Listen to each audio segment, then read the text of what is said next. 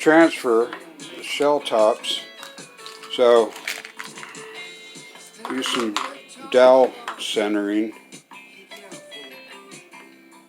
Yeah, that'll fit.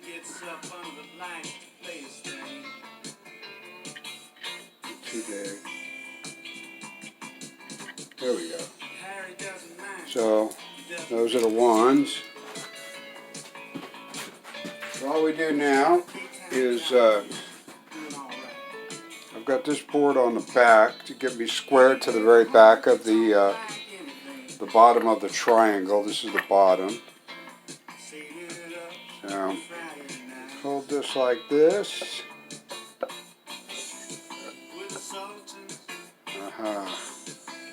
Okay, so I gotta be careful on my keeping this vertical because that's higher than the back.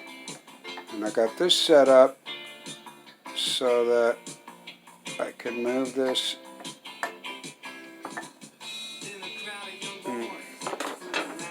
This is not going to be easy.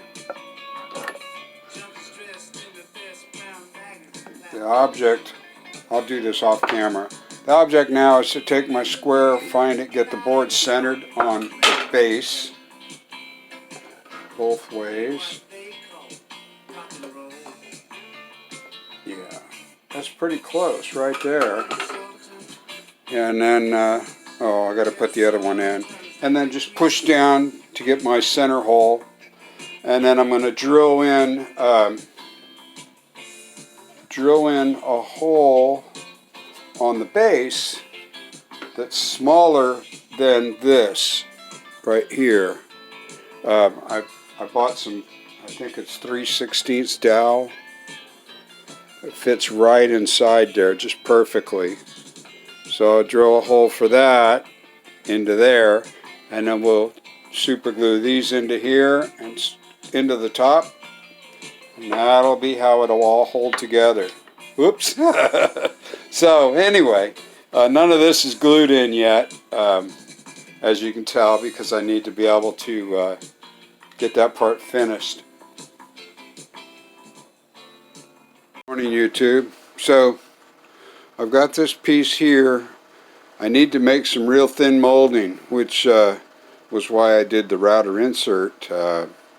And now what I've got to do on this piece is cut it off with my bandsaw. Cut it down to, because it's got to be really thin, and I'll show you why later. So I wanted to show you my bandsaw. You might be curious about this. See this piece right here?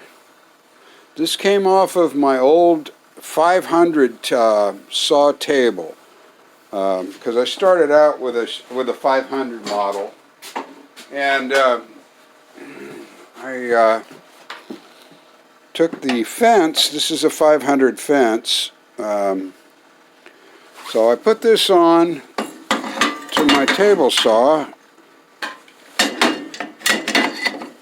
and this way I repurposed it, and I have a fence for my bandsaw now. Let me move this back so you can see better now. There we go.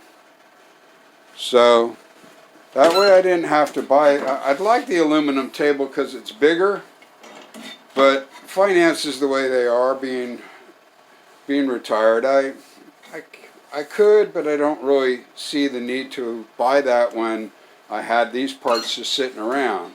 So now I have a fence for my bandsaw, which we're going to use today. So I just thought you'd be curious about that. This is the 500 table edge that this goes to, and it works just fine. As you can see, I've got quite a bit of movement here, and for the drift on the bandsaw blade, most of the time you've got to adjust your fence, so I can use the little set screw here to help make that adjustment for drift on my blade.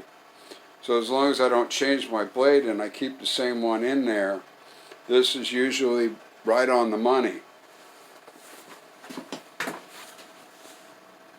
Alright, YouTube, well, I can't do this on the Shopsmith. This is engraving for the flag display, and one part that the Shopsmith can't do.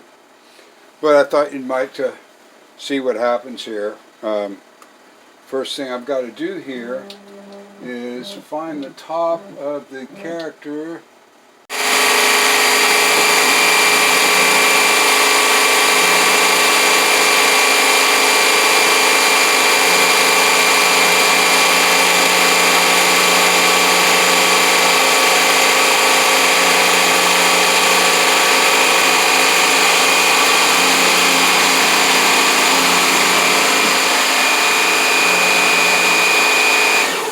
I figure I'd turn this off for a second so you can hear my new spindle's really nice and quiet.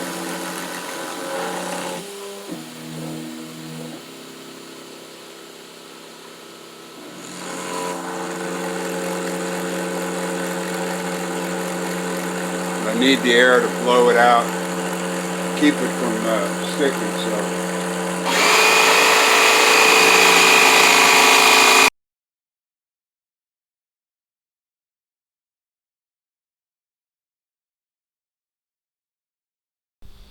Oops, I had my radio going on this segment also, so we'll do it this way. The plexiglass, we're going to cut this down on the Shopsmith. It can be done. Just make sure you have some kind of eye covering because these little pieces of plexiglass hurt when they hit you in the face, and they can be sharp little pieces. Okay, and here I molded the edge of the triangle. Now I got to figure out for sure how I want to install the glass, but the molding part came out really nice.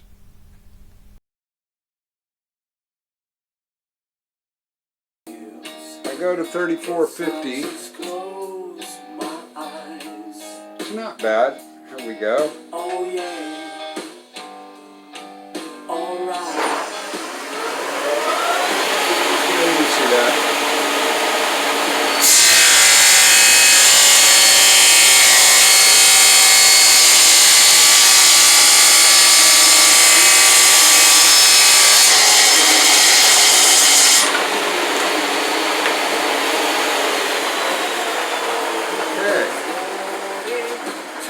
So, hey, good morning YouTube. Alright, there's always a part on a project when you have to do something that's you're worrisome about. So here's the frame, and I've got the molding all cut in to the shape that I want. I'm really happy with it. But now I got to put the glass, or figure out how to put the glass in. And the glass being as thin as it is, my blade is too thick on the Shopsmith, and to get a thin enough one, I would have to do, it wouldn't be strong enough. I could put it up on the router, but I don't have an 1/8 inch bit router adapter, so I'm kind of stuck with that because I would need smaller than an 1/8 inch bit for the channel for the glass to go in like I was planning. And then of course if it broke, you'd have to take the whole frame apart in order to replace the glass. So I decided I'll go ahead and rip this off, and then we'll cut in a little rabbet just like we did on the back here for the glass to fit into, and then I'll just pin nail this back together. So, bummer that I got to do that. Of course, the Shopsmith will do it. It'll be fine. It really will. It's just that it's so nice. It's so nice, and if it breaks, darn. Anyway, that's what we're gonna do. So I've got the Shopsmith set up. I don't think you need to really watch me cut this out unless you want to watch my face go, but I already did that. So anyway, we're going to slice this off now, and then we'll come back in and we'll write in a small little rabbet for the glass. So that's what I've decided to do. That'll be, once I do that, I think that'll be the last scary part on this project. Everything else is pretty much done. So I appreciate you watching. I'll go ahead and well, maybe I'll come back. I'll let you watch me cut one off. And then we'll come back and start doing some assembly.